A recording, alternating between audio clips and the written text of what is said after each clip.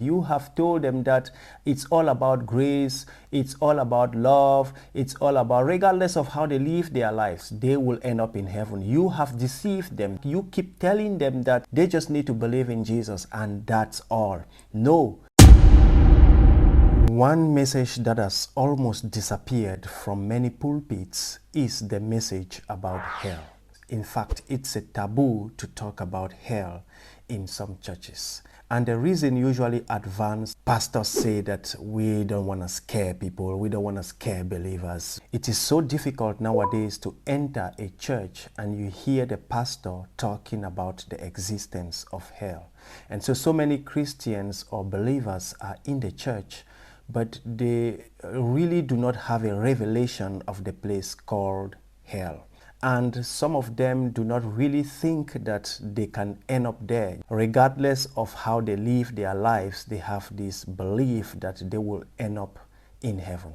And so the gospel of heaven is always promoted. They talk about love, they talk about mercy, they talk about grace, they preach all these beautiful things. In fact, the pulpits are preoccupied with giving and receiving things from God, materialism and all that stuff. And then the gospel of hell is being neglected. But you see, when you read the Bible from Genesis up to Revelation, you see a lot about hell.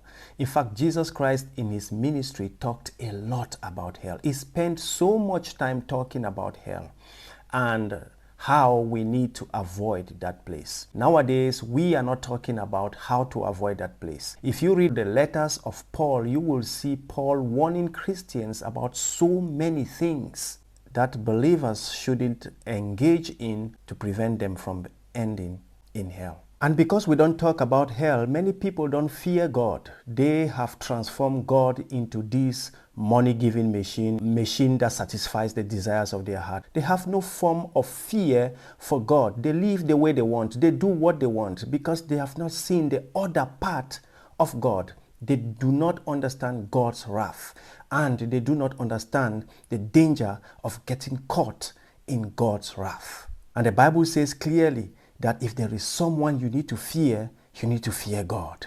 In the book of Hebrews, the Bible teaches us that it is a dreadful thing to fall into the hands of the living God. People need to know that. People need to understand that. And because people do not understand that God is the lion and the lamb at the same time, they have not learned to understand his wrath, to understand that God has set a certain standard and he expects something from us. And so in many churches, you just